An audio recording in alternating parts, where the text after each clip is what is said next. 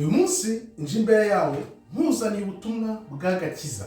Akira agakiza kuko kabonekera mu ijambo ry'Imana.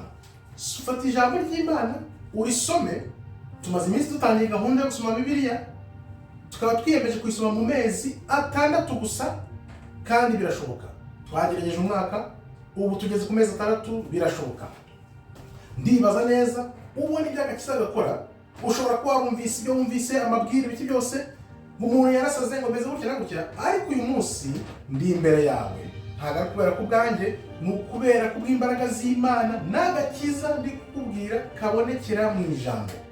Ibaze nawe, maze iminsi nibaza ni iki twakora kugira ngo tubereke birushijeho ubwiza bw'Imana, ubwiza bw'agakiza, muve mu by'isi muze mu gakiza, kuko ubuntu bw'Imana burahari ariko bushakisha.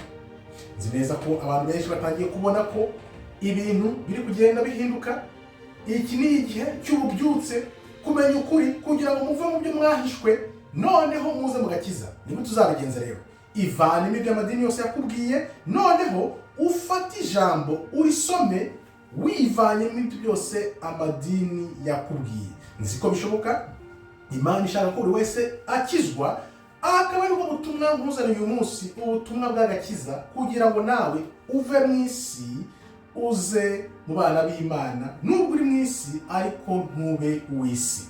Ubwo ni bwo butumwa, kandi ngira ngo iby'Imana iri gukora murabibona, biragaragarira amaso buri muntu wese. Wikumva amabwire, ahubwo kanguka ukurikire Imana, ufate umusaraba wawe ukurikire Kristo, kuko mu minsi imbere hazaca wambaye. Njya nkunda kubaza abantu, ufite imyaka ingahe? 20, 30, 50, 70, 80. Ese wagize ufata umwaka umwe kugira ngo usome Bibiliya wumve icyo Imana igushakaho? Igihe ni iki rero, wibuke kandi nkubwire iteka ko shakisha Imana utari wapfa, kuko numara gupfa ntago bizaba bishobotse. Ndakwinginze nkubwira nti, niba wumva wikunda, ukunda ubuzima bwawe, ushaka kuzabona ubugingo buhoraho iteka ryose, fata ijambo ry'Imana urisome, uryandike mu mutima wawe no mu bwenge bwawe, maze urebe ngo urabona ubwiza bw'Imana. Niryo banga, ariko nzi ko ibihe bije kugira ngo buri wese abone ukuri kw'ibyo yahishwe.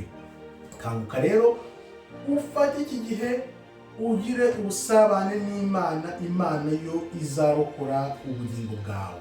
Nzi neza ko itaba Imana ntabwo mba ndi imbere yawe, niba wumvise amabwire wumvise, ariko amaso arakwereka. Ese niba wumvise amabwire uyu munsi nkaba ndi imbere yawe meze neza, ni iki cyabaye? Iki cyabaye udashaka kukimenya, gishakishe uzakimenya, kuko nuko kw'Imana ukomeye. Twarakubonye turakumenya, none dushaka gushishikariza abandi namwe muze mubyutse mu gakiza, mumenye Imana nyamana, kuko ntabwo turi umubiri, turi roho, kandi umuntu ntapfa.